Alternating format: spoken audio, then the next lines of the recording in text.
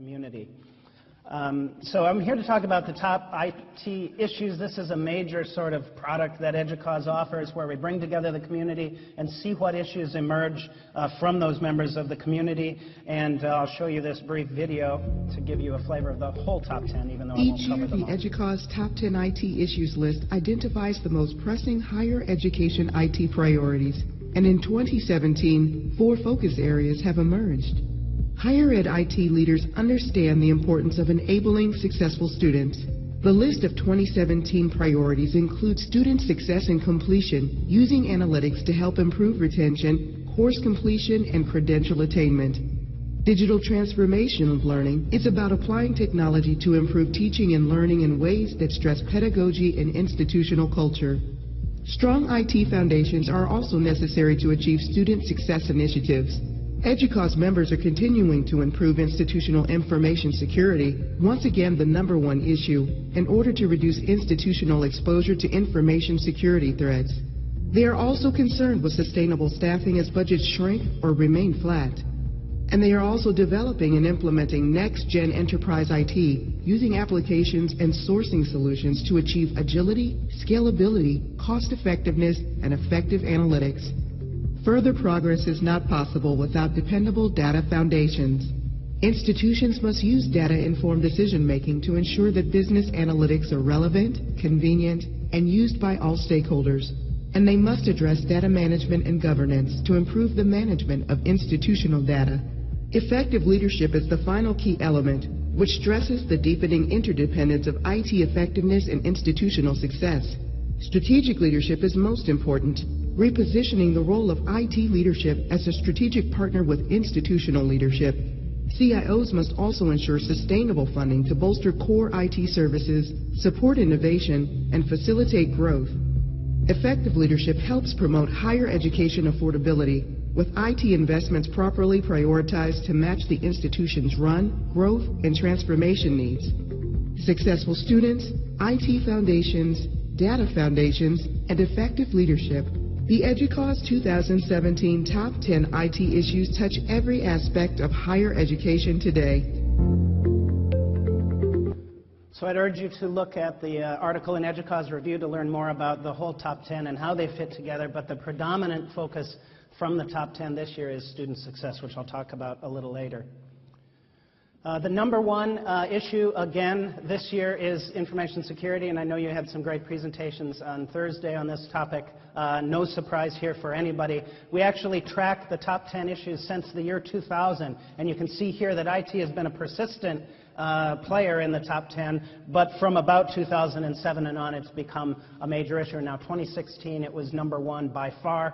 Now, again, in 2017, it's #1. You think about 2016 would have been Ashley Madison, right, which had an awful lot of .edu emails in there as well. 2016 was also nude celebrity videos. I mean, it was not a great year for security. 2017, what do we got? We've got the head of Hillary Clinton's campaign, John Podesta's email hacked to embarrass and possibly influence the elections, and we have all kinds of election-related breaches, and we have 2017 just a week or so. This week was the WikiLeaks leak as well. So it's been, one can imagine that security is going to continue to be at the top of our worry list. I'm not a fan of people who say there are 2 categories of people, but I kind of like this one because it says there are 2 categories, those who have been hacked and those who don't know they've been hacked.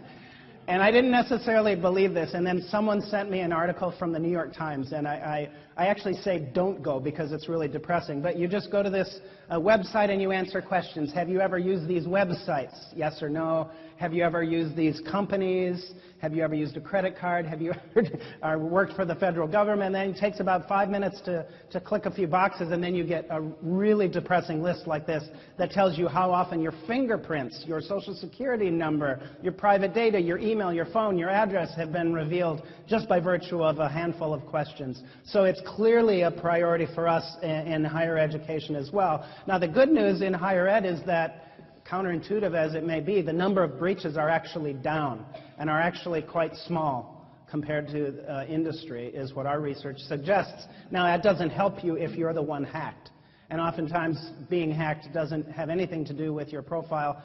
We had a college in the system I worked at in Minnesota, 31 colleges and universities, 400,000 students. One of our universities was breached, and the reason was because it reminded the teenage hacker of a university that he remembered from a movie. So that was his motivation. So none of this helps you if you've been hacked, and the threats, as you know, and I don't need to spend a lot of time here, are pretty considerable. You can look to the fact that many of our vulnerabilities come about from our own acknowledgement to our community about our vulnerabilities. We announce a vulnerability, and then a year later we haven't patched those vulnerabilities. And the reason the internet is like an old, well, I'll say an old hotel, an old house. It needs to be constantly attended to because all it takes is one gap, one creature getting in, one reckless American with a plug-in to do havoc and to cause things to all fall apart.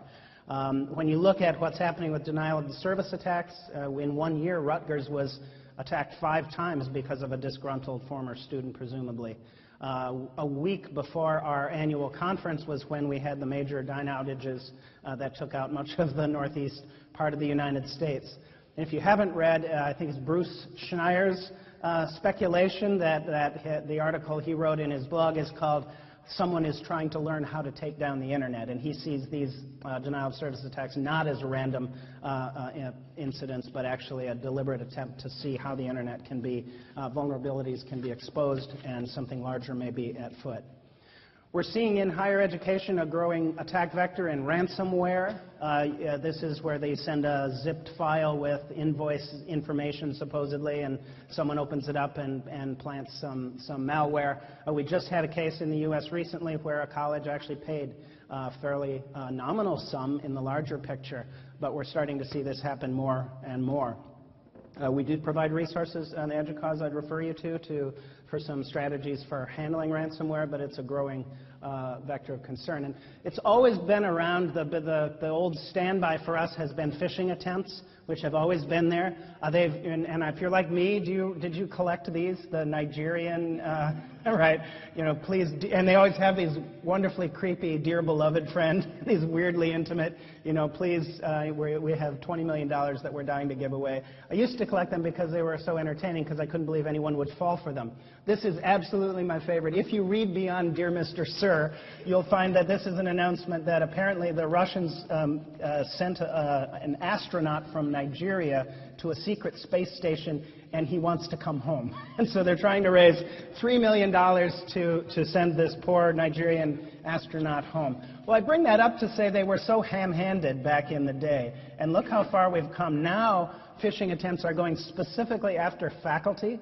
If there's a place in hell, it's for people here who would actually play on a faculty member's desire to help students with disabilities and try to trick them into going in and giving up their credentials and bad things that happen from that. So it's gotten increasingly sophisticated. We're also seeing, instead of phishing, we're seeing whaling, which just means bigger targets, bigger payloads, more sophistication. These are the things you see in the paper where faculty, staff, specific faculty may be targeted because of their IP. And sure, we expect them to go after Harvard, but we're also seeing in the States community colleges without any research activity to speak of in the level we're talking about with Harvard, and not a significant amount of IP, but in this case they're using phishing attacks, whaling attacks to get tax returns so that they can file taxes in some 20 or 30 different states.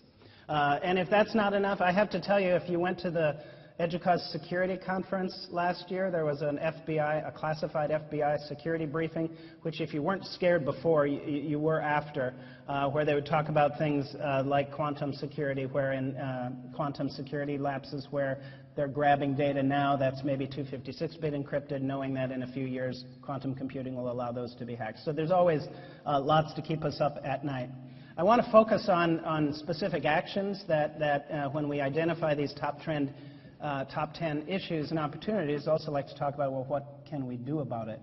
Recognizing it's uniquely difficult in higher education because we're constantly trying to accomplish two opposite things. We're trying to be open, we're trying to be a college or a university that is invested in the free exchange of ideas. At the same time, we're trying to balance huge risk and huge exposure, and it makes things interesting. So I mentioned our benchmarking services. These are the EDUCAUSE benchmarking, the 8 maturity indexes and deployment indexes. This is the maturity index relative to information security, and it just gives you an example of where we're at. You see the very largest level of 5 would be, true mastery of these areas. You can see that the average is somewhere in the high 3s. So there's still significant work to be done, but also a lot that we can learn from each other. The other thing I would say, if you looked at this, and some of you are too far to see, it's interesting that most of the domain areas in all of these maturity indexes have 6 domain areas. And in almost every case, they're not about technology.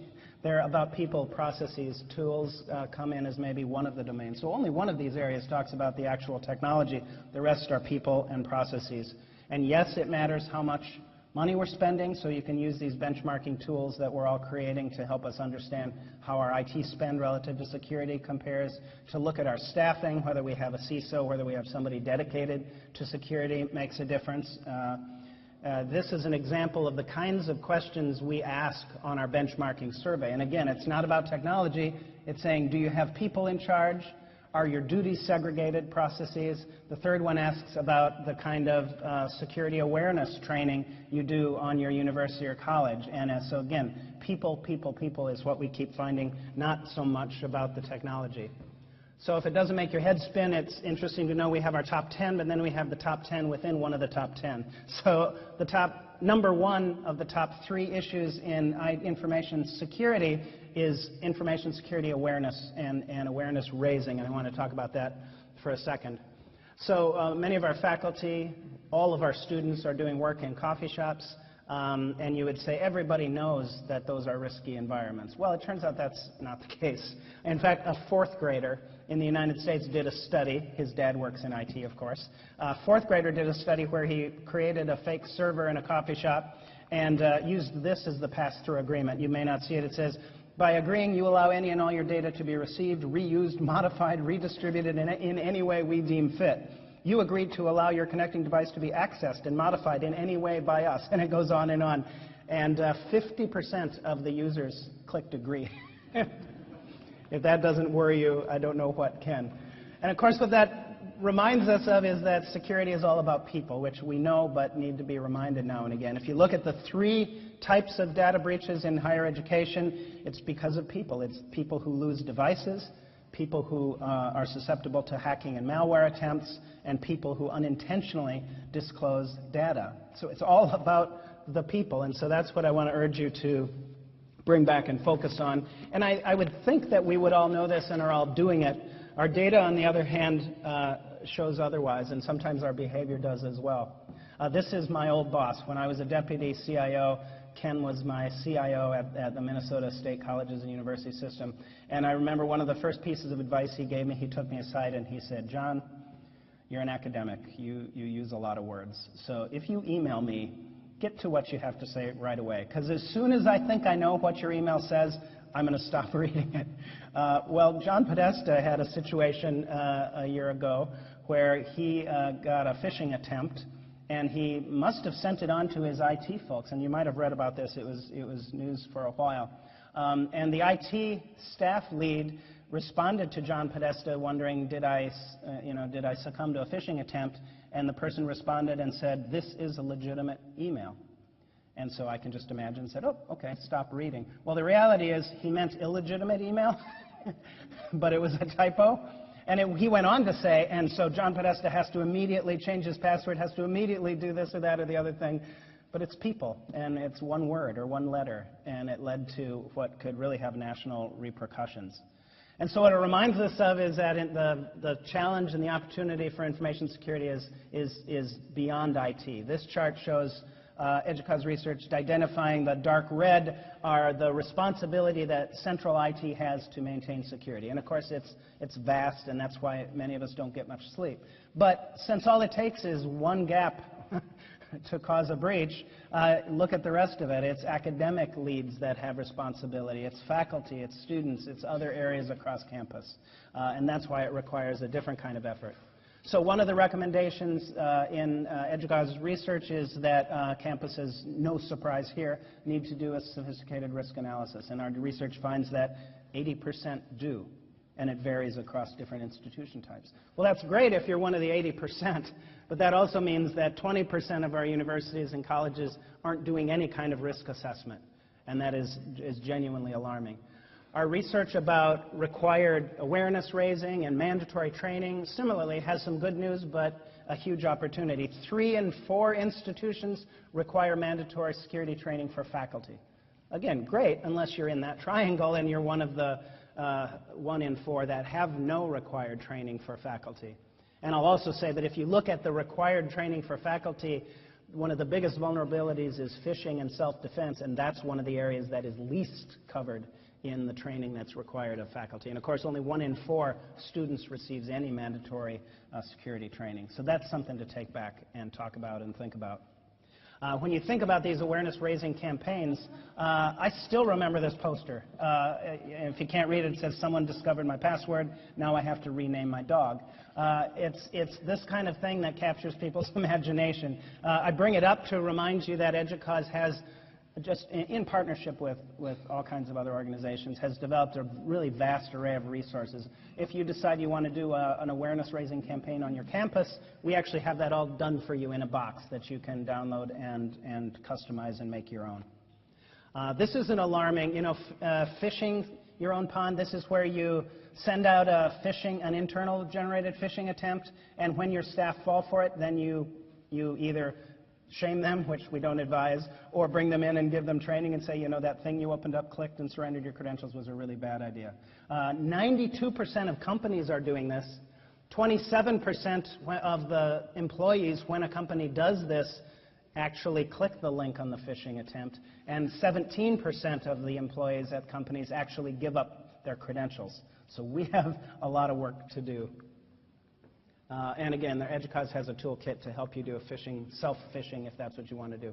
I'm finished with talking about security. It's a tremendous area, and I know I'm preaching to the choir on that, but I'm trying more to hand out ammunition and suggest things that you can do when you go back to your campus. The second of the 3 areas I want to talk about are strategic leadership, and that's number 4 in the top 10. And I just feel very, very strongly that the challenges, even if you just take security and look at the interdependencies across our campus environment, really require a different approach to IT leadership. If you start to think about it, we do fixate so much on the technologies themselves, forgetting or needing to remember sometimes that the technologies come and go, and it's the people that matter. And it's the people we need to connect with. And it really forces us to reconsider what strategic IT leadership is. So this is a summary of our EDUCAUSE strategic plan. The 3rd plank of our strategic plan is talking about partnerships and collaboration. And if you read beyond the strategic planee's language, what it says is that the future of IT is not IT working in isolation, or IT talking more intensively to IT. That the future of IT is IT connecting with others, connecting across the C-suite, working in ways that we have not done traditionally with our colleagues in other areas. So we have all kinds of metaphors for what it looks like when we don't work together, we silos or working in a box. We don't have great metaphors for what it looks like when we work together. Isn't that funny? I'm from the Midwest.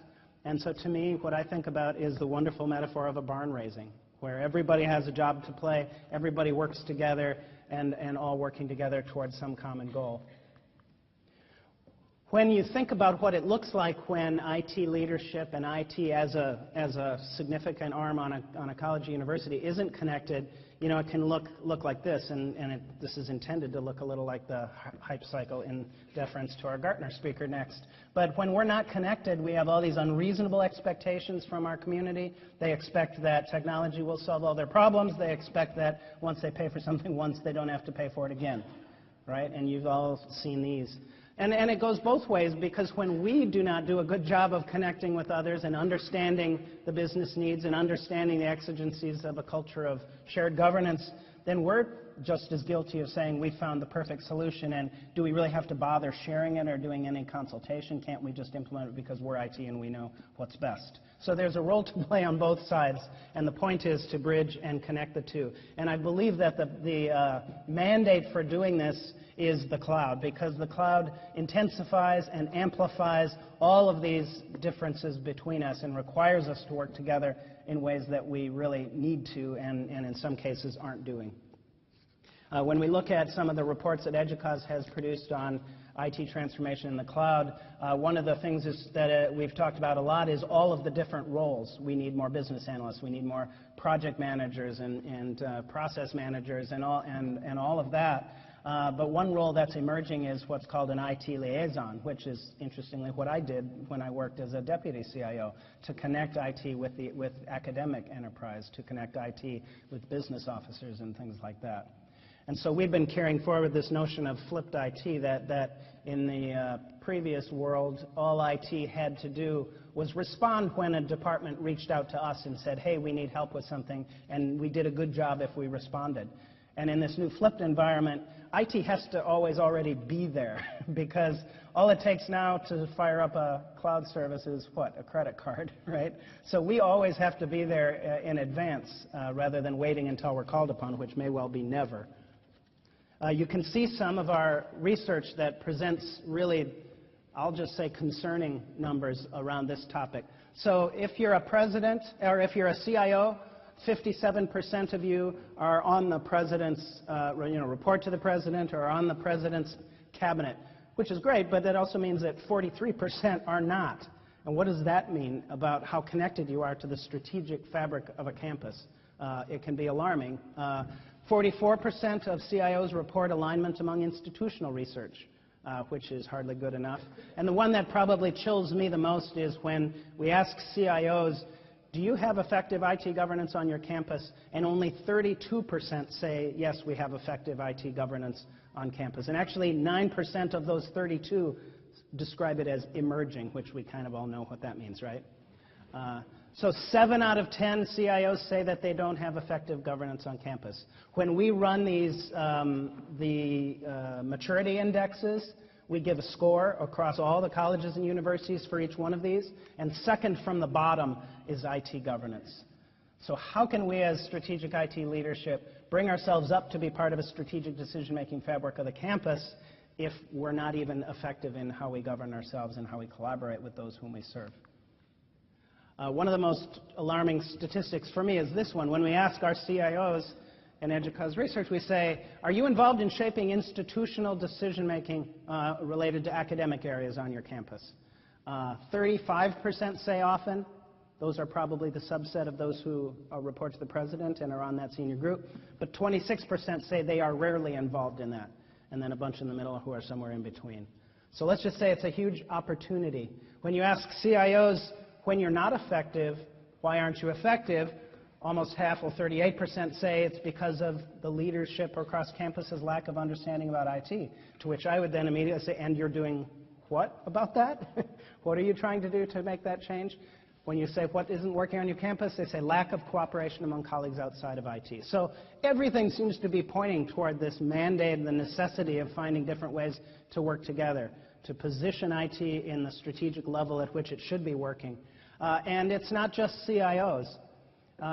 It's when you look at CIOs, I'll come to that in a second. When you look at CIOs and you ask them, how effective are you at managing relationships on your campus? How effective are you at influencing others, negotiating? And the last one is understanding non-IT business processes.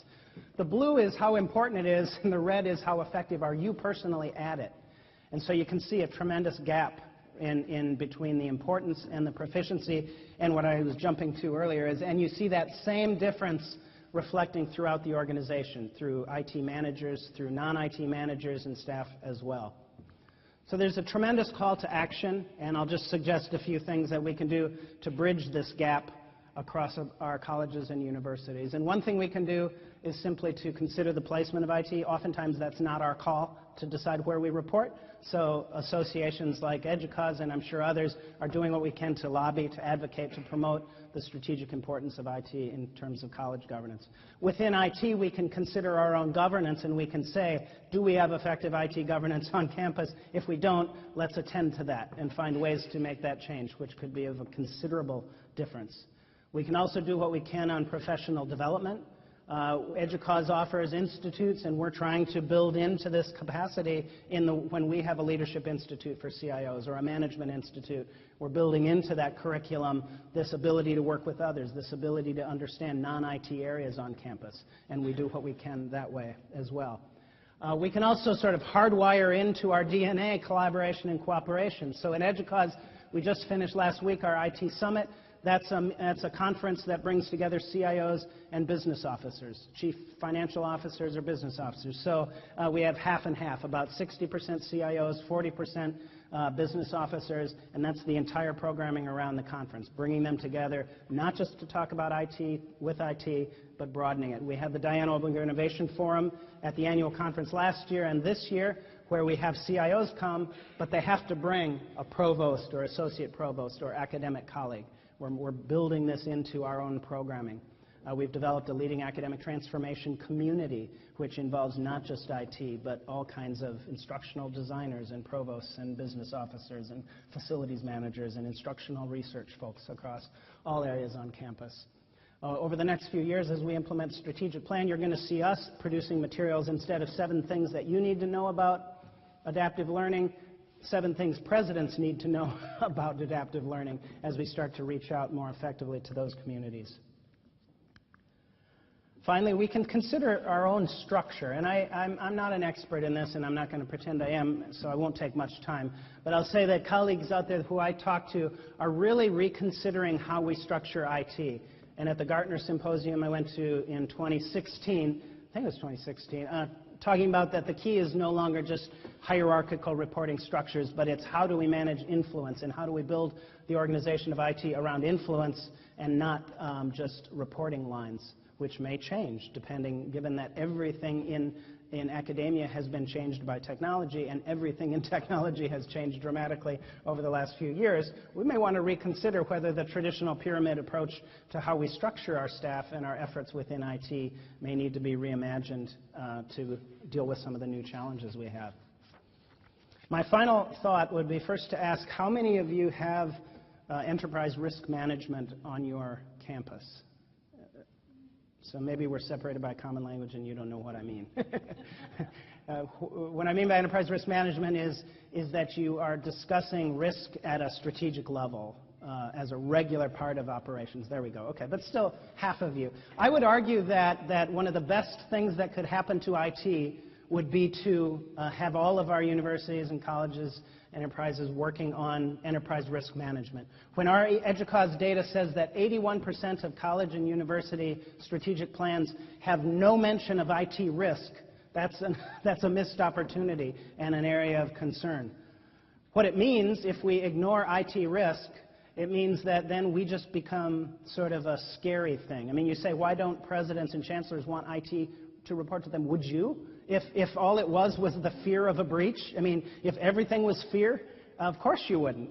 And that's been my experience as a college president and talking to my colleagues, is they're afraid to have IT report to them because it scares them. Because we don't manage risk. What we do is we respond to the breach, which is a totally different environment.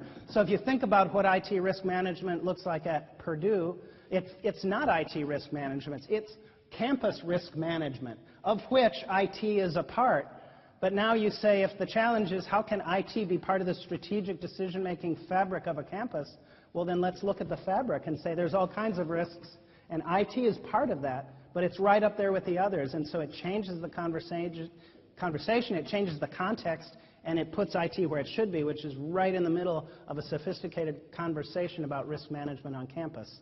And in most cases, when we did it at the system I worked at, it's no more complicated than something like this, where you say, what are the risks and what's the likelihood and what are the consequences? And then you decide strategically as a leadership group, where are we going to clip?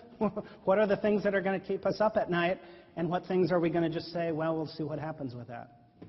So I'd really encourage you to think about, and there's lots of resources on the EDUCAUSE website to look at, and in your own associations that you work with, to think about how to manage risk on campuses. You can go to our risk registry, where we actually go through and identify what the risks are to give you a jump start in that conversation. The third topic I have is emerging out of the top 10 is, and I'm kind of combining two, and I'm kind of taking some liberties with it as well, because I don't have time to cover each of these. But I want to just say that what clearly emerged from the top 10 list for us this year is student success as a challenge, and analytics and data as a potential important strategy and action map for us. And so let me talk a little bit about moving the needle. So for 3 years I was a college president. We were struggling mightily with student success. And we all acknowledged that it was unacceptable, both in terms of the number of students who started and didn't finish, but also in terms of the proportionality of those underserved students. The students who are most vulnerable, the students who need college education the most, are the ones who were losing. So we would try so hard, we would spend hundreds of thousands of dollars, and we would invest time and resources, and maybe the graduation rate would go up by 1%. This is just an incredibly difficult needle to move. So what is moving the needle? And it's data and analytics. And we're not where we need to be with it. And I'll tell you two stories that to me exemplify this. One is, a year ago I went to Brazil to do a keynote. I didn't bring shaving cream. So I went to get some shaving cream, and 10 minutes after I got shaving cream, I got a phone call. And it was from my credit card company saying, "We noticed you got shaving cream and we didn't know you were going to Brazil. Is everything okay?" And I said, "Yep, it's me. I'm in Brazil," and that was fine. The irony of it is that actually the credit card company called me 6 hours sooner than my wife did to see if I was okay. I tried really hard not to draw conclusions about that. So literally 3 weeks later, I get home, and my son decided to drop all of his classes. He was at a local college, and he dropped all of his classes. And the reason he did it was because he was transferring to the University of Minnesota. Note the T-shirt there. So it was perfectly fine. It was the right thing to do. It was what he wanted to do. There was no harm, no foul. But I was curious, and I asked him every day after that, "Did the college ever contact you?" "No." "Did anybody call you and say, 'We noticed you dropped all your classes. Are you okay?' No." No data. I mean, somebody out there might have been tracking, but nobody was doing anything with the data that they may or may not have tracked. So there's tremendous opportunity to better understand our students, to be able to understand whether they're engaged, whether they're attending class, whether they're successful. And everything around these analytic efforts really come down to this moment of tracking the data. Yay for us, we track the data. But do we do anything with it? Do we identify moments where we can have an intervention, where we know that this one exact moment where the student dropped half of their classes, where the student stopped attending, where one thing happened, that's the time for us to use our limited resources, to send them a nudge, to send them a note from their advisor. That's what everything that we've been working on with analytics talks about. Not just sort of performance in a class, but social cues as well. Are they happy? Are they not happy? How does that feed into an index of their likelihood to leave or not? And that's what a lot of these products. Now, we've been working with LMS vendors. EDUCAUSE receives tens of millions of dollars in Gates funding to help advance analytics. Nearly all of it goes directly into the hands of our colleges and universities, not us. But one of the things we're also looking at is analytics within the AMS, within our instructional management, course management LMS systems. I just use this example because I taught a course in 2013, and this is the tool we used. But I could go in now and I can look and see how my students comparing with other students. I can look at specific assignments and see how that assignment worked or didn't work. This is one of my favorites. I can go look at who that student is communicating with, sending emails to, sharing assignments with, and start to draw conclusions. Well, here I have a group of students who are not performing great, and here I have students where there's several students who are doing poorly together. It helps us understand the context rather than just looking at the final outcomes. And you can look at a sort of an instant dashboard now on most of these products and see not only how are they doing, but also how are they trending, which is really important as well. So the work we're doing at the Gates Foundation is focused on what they're now calling technology-enabled advising. These are used to be called iPass tools that provide different kinds of dashboards and different ways to track how students are doing.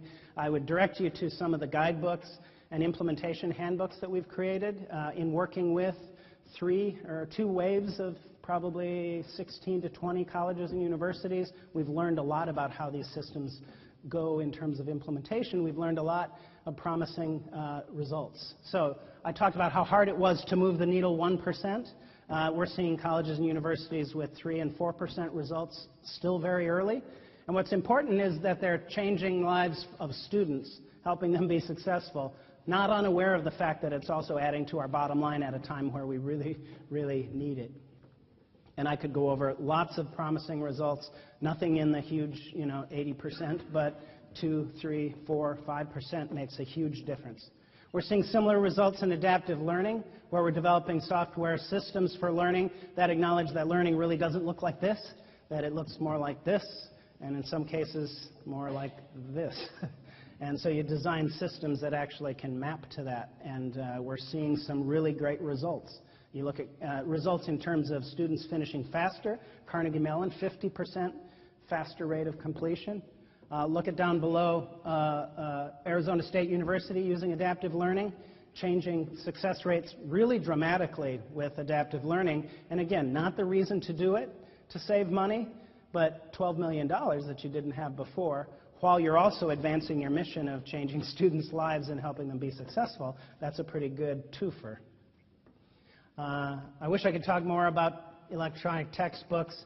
We're really starting to see adaptive learning and other electronic mediums drive a really transformation of textbooks that would be great to talk about. I'm hearing ocean noises, so that must be the equivalent of a harp telling me I only have a few more minutes. This is what our benchmarks look like for analytics. So I just point out 2 things. One is several of these areas are quite low. So we have a lot of work to do. I mean, I think we've been talking about analytics for 10 years, but we're still, I think, in many ways at the early stages of being able to implement and deploy it successfully. The other thing I'll just say again, governance, investment, expertise, culture, process, only one of them is about technology. All the rest are people, processes, and other things. When you look at the benchmark around student success technologies, you see higher performance, but you see the same thing. This is, again, making that point. The yellow are those areas that are directly related to technology. All the other areas that are required for mature deployment of these technologies, these initiatives, have nothing to do with technology, but with people, processes, and so forth. If we look at a chart like this, this shows who is involved in these technology-enhanced advising initiatives that we're working with at EDUCAUSE. You can see all these different groups involved, but you see the 2 areas with the lowest involvement are students and faculty. So going back to what I said before about IT governance, going back to what I said before about how IT has to work more collaboratively across the campus, across our divisions, you see evidence of it right here. It seems strange to me that we would be launching a major initiative designed to be used by faculty to help students, and yet those would be the 2 groups that are near the bottom of the involvement spectrum. Love to talk about artificial intelligence if I had another couple of hours to talk about the Jill Watson, the artificial intelligence teaching assistant, to talk about Tay, the chatbot that went from humans are super cool to neo-Nazi Holocaust-denying monster.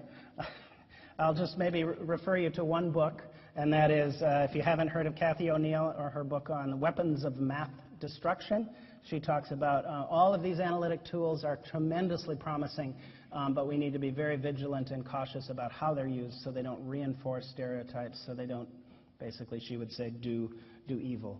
If I had another hour, I would talk about student success technology. That is all the things that I just love to talk about, which is augmented reality, virtual reality, games and simulations, and the difference that these technologies are making in our lives and that have the potential to focus on one thing, which is engagement. And maybe this will be my last slide.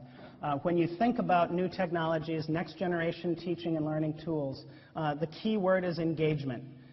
So we have advising tools that help us track student success and provide nudges and help them when they need it. But what if we could make teaching and learning more engaging for our students? And I think of 2 data points, and I wish I could say who I learned this from, but I can't remember who said it. It's not my idea.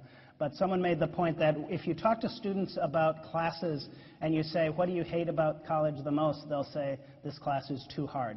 If you ask the same students, what do you love about the games you play, the computer games you play on your Sony PlayStation, they'll say, I hate it when a game is too easy. Well, to me, that's a perfect example. If we can capture that desire to be challenged, the desire to be engaged, and make that a daily part of what it means to be in a college or university, we will have totally arrived. So I have more stories to tell, but you'll have to invite me back for 2 hours next time. So thank you for your attention, and I'd love to talk to you after the session. Thank you all.